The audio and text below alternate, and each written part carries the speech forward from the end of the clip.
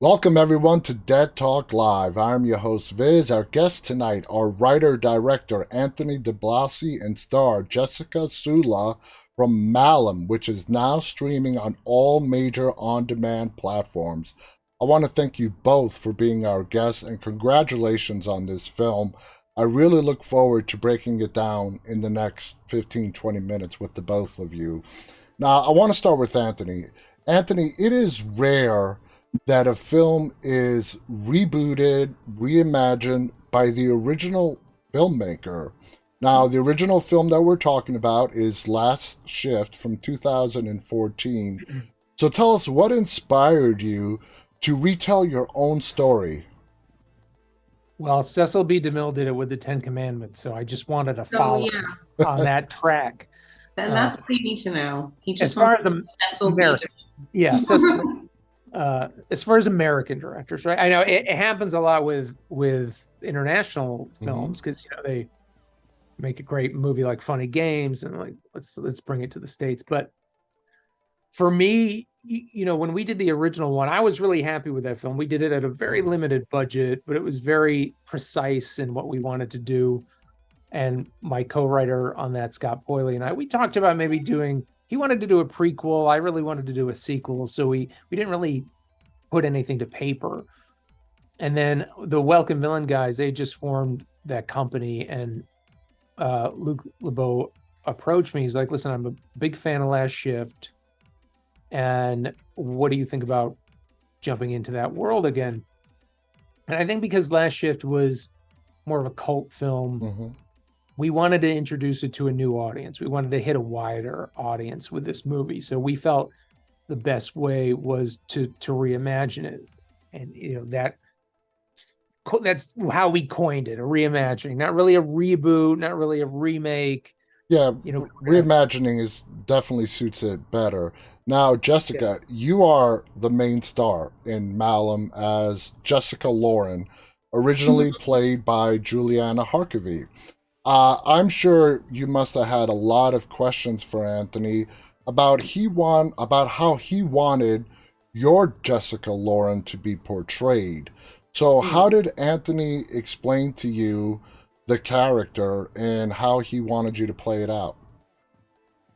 Well, the first thing Anthony told me was that this is going to be all you, so it's a lot of stamina.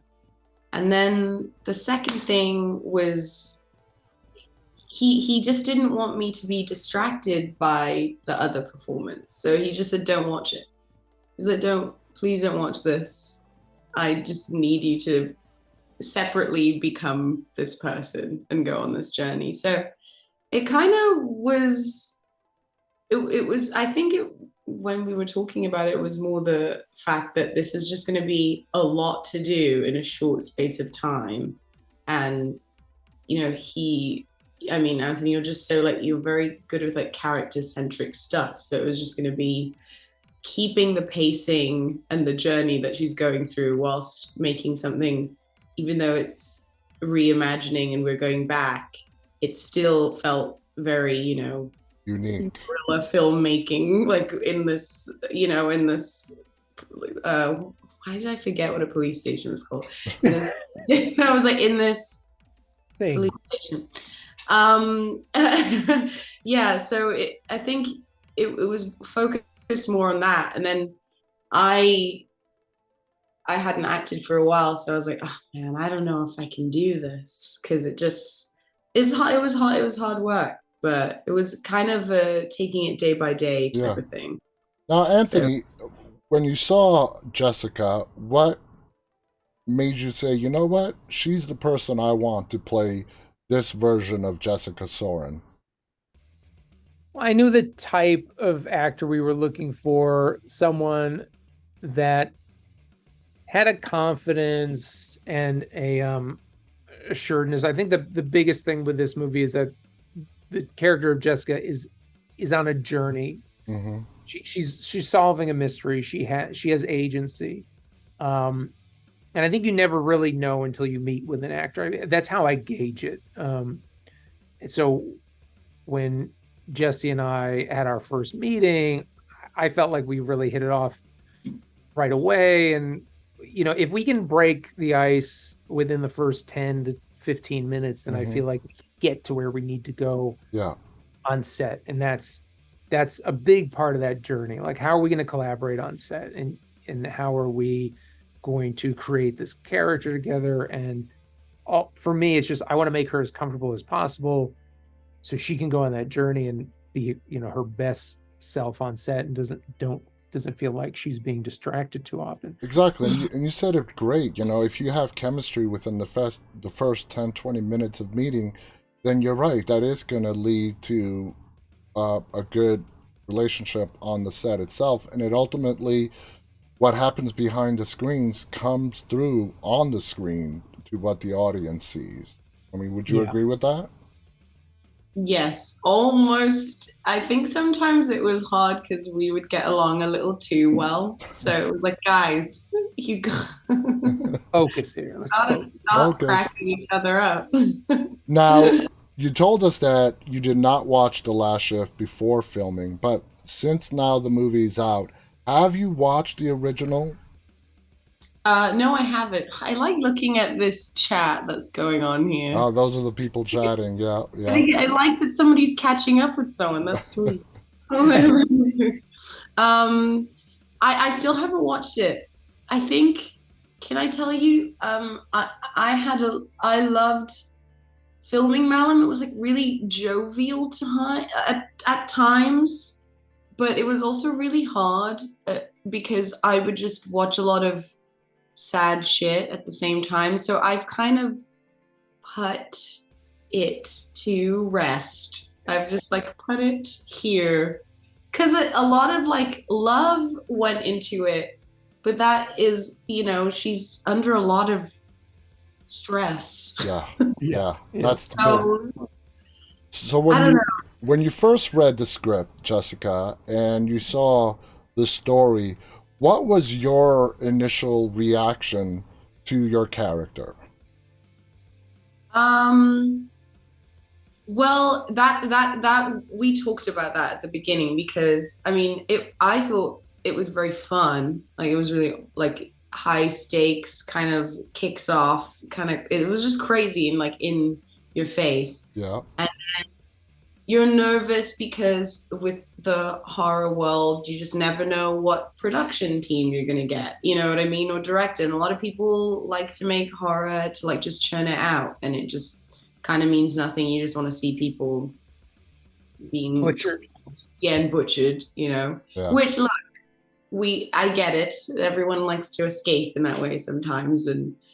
But I think talking to Anthony it made me feel nervous to step up to it, but happy because I think he didn't want to play it where she's just, I thought about it more as a mystery. She's just investigating something, like absolutely all she has to do, and whatever external forces are coming, she cannot control that. No. Now, Anthony, the story involving Jessica's father is altered from the original, and you show us when Malum starts what happens regarding Jessica's father. What made you decide to show the audience those events as opposed to sort of it coming out throughout the story of the film? I think it's the catalyst for Jesse's character. So I think the audience seeing that at the beginning, because the mystery is why, why did this happen? And that's her journey throughout the movie. So I thought that was important to see what he does at the beginning of the film and to see under what circumstances he does it, so that the audience is in the same shoes as Jessica's character. We have questions like, well, why did that go down? What happened there? I saw it with my own eyes, but I don't know why it happened. Yeah. So I think that was the question going in. Okay. I wanted everyone to be on the same page as Jessica's character. And essentially what she knew, we knew. And she was definitely after more information. Now, Jessica, you said it yourself, you really had to carry this whole film. The movie is great because you are great in the movie. How did you manage to stay focused and not get psyched out that this whole film is really revolving around your performance? Oh, well, I guess Anthony had to talk me off a few ledges a couple of times, I think. I'm certainly, I noticed, I think, I've been, sometimes when you start acting at a young age, it's nice because you get really comfortable, but then you can kind of be, if somebody said hello, so hello. Hi. So, you can kind of go on a little bit of cruise control when it comes to, I guess for me, it felt like that with auditions and everything. I was just like, okay, and I come here and I step here and I do this. But I love a process, and I noticed with this process that um, I it was I like to be comfortable and be able to like have a laugh to go in between, and then I like you want a little bit of nurturing, so I had to be talked off a few ledges. And then I would like I remember chatting to my dad, and he's like, you really can't even think about the overarching, like that is for your director to think about Hmm. all of that stuff. When it comes to everything, all you can do is your pieces. Yeah. And when we were doing, a lot of the in the office stuff by the phone, that would just be like there was like one day where it was a crazy day of just a lot of phone scenes, a lot of jumping back and forth of in and out of what part, like how stressed is she, what like realm has she gone to and come back to. So when that's happening, it's happening so fast that you have to take it bit by bit. Yeah. You forget, you just kind of forget. It's that whole actor director relationship. Director, they say, there's a famous saying, 80% of directing is casting, and the same goes the other way. Casting, they have to trust their director. Now, as Anthony, as this is a reimagining, uh, did you pull out the last shift script and say, okay, we're going to reimagine this story? What do I want to change? How do I reimagine this story? Was it a difficult thing to do? It was at first because when they approached Scott and I, and then Scott and I had a conversation about it, you know, because there's that trepidation of like, well, do we want to do this? Do we want to? I didn't want to feel like I was treading the same water. So you're always nervous about, am I going to end up being on set and be like, oh, I've done this before?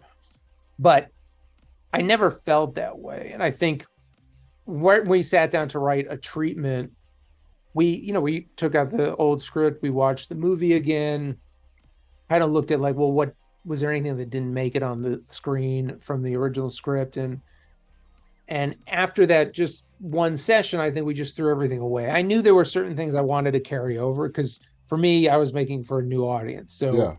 what were the things that I felt really worked in the first movie? Just those nuggets to bring over into the new movie, but change them up a bit so someone who had seen Last Shift can still be entertained in a new way. But it was a very collaborative process with the Welcome Villain guys because they came in early on and said, hey, we love this movie. And I'm like, okay, so now I'm going to gauge, well, what do they love about Last Shift? Mm-hmm. So I let them in very early on in the treatment process where it was like, here's a 6-page treatment,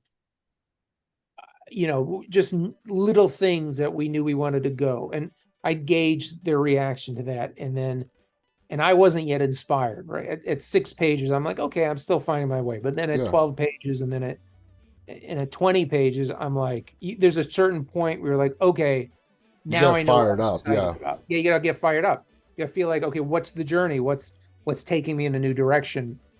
Now, one And thing. Oh, yeah. I'm sorry. Go on. No, just to say again, with Jesse and on set, I never felt like I was rehashed. It just felt like a completely different movie to me. Yeah, and like I told you, I told Anthony before we went live, I just came across this film. I started watching it. I knew Anthony was a director. I've spoken to Anthony before. This is the second time on our show. But it was only, very early on that I realized this is a similar story to a movie he's done before. Now, what's really noticeable in Malum is there's a bigger, I guess, supporting cast. They're not there for long, but we see while Jessica is driving through the streets, there are people, creepy people out with these really creepy smiles looking at her. Was that done intentionally, or did it just happen to work out that way? We knew we really wanted to open up the movie more in the first act and focus a lot on the cult. It's something we didn't see. Everything was so contained in the first movie. So, Hmm. in a lot of ways, treating this as a sequel, if you will, it's like, okay, well, if what didn't people get to see? What were the things we talked about in the first one that people just didn't get to see? Let's put that in this film. Let's open up that world and start to lay in the foundation for that mythology of the cult of the low god and Yeah. who they are and how that's gonna how Jess is gonna go in conflict with them quite early on in the movie.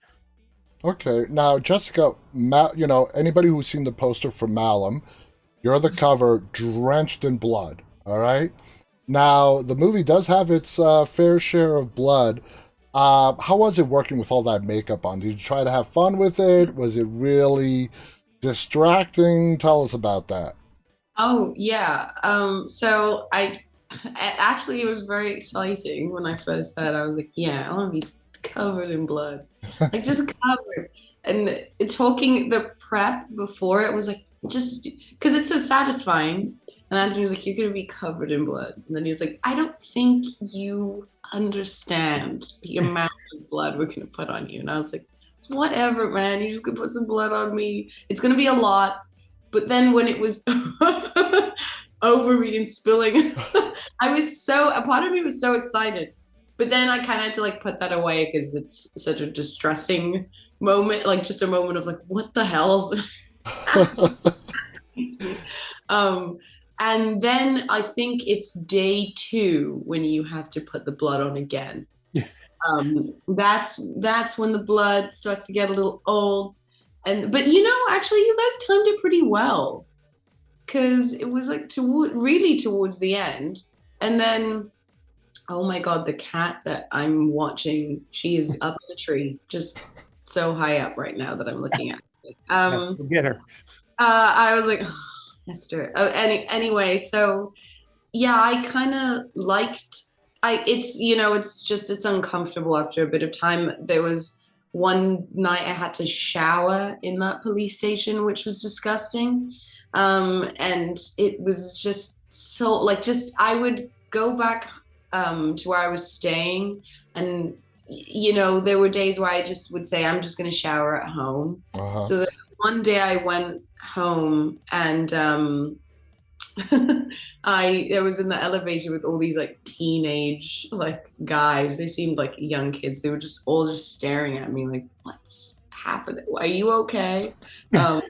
So yeah, it kind of was like a little uncomfortable and strange, but it definitely helps you get in the character. Yeah, it definitely helps. But that stuff is so gross. It makes you never want to eat anything syrupy ever again. Yeah, I've spoken to a lot of people who've been drenched in blood. It's amazing different reactions you get. Now, I want to pose this next question to both of you. I want to start with Anthony. I want to get a director-actor's perspective. There's a transition that goes in the film that goes from the police station to a barn. As a director, Anthony, when you are filming this, is it challenging trying to keep everything like chronological, keep the actor in the moment, so it is one fluent scene when the audience does get to see it? What kind of challenge does that present you? That was a big challenge for this movie because the narrative jumps around a lot, and not only does the narrative jump around a lot, but we were jumping around a lot in the station because it was a very large police station. It was 4 stories. It was a basement, and we kind of cherry picked where the best parts of the building that we wanted to shoot in. So we're hopping from floor to floor to floor, from scene to scene. And I think it was that challenge of like, okay, Jess, we're in the office right now, and this happens, and then we're in the barn, and your continuation, that's a week later, but we're continuing. Yeah. We had so many of those conversations, but it was just me keeping detailed. I don't know. You're really good at that. I felt like actually it kind of helped me with how I would like to be in the future, just in general. Because Anthony would always have a notebook of the exact moment before the thought before, the thoughts Mhm. that haven't like crossed her mind. Yeah, because I know it sounds like something, yeah, you try and do it as an actor, but when you're filming a lot of like TV and you're rolling with it, sometimes you don't have the time. So exactly. he was, I don't know, I feel like that was the most of all the things you were just, that I think that's what saved me, is you so streamlined with it. That's awesome. Guys, thank you so much. These 20 minutes just flew by. For our audience out there, you got to check out this film, especially if you saw The Last Shift and enjoyed that. This is as good, if not better. I don't really want to compare the two films. They are similar stories, but they are unique stories, different backgrounds. The movie's called Malum. It is now available on every major on demand platform. So whether it's Amazon, Apple TV, wherever you want to go, check it out. It is available. I want to thank our guest, writer director Anthony DiBlasi, and star Jessica Sula of Malum. I want to thank our audience, those of you who are tuning in live, who Jessica thoroughly enjoyed watching your chats tonight. It's just, I got so distracted because what I'm seeing is so like, I'm just like looking at all the little audio Yeah, things. yeah. Oh, you have ads. Oh, This program is streamed to 8 different platforms, so it shows all of them. Jessica, Anthony, again, congratulations on the film. Our audience, you got to check it out. Malum. On behalf of Anthony DiBlasi and Jessica Sula and myself, stay safe, stay walking. Good night, everybody. good night.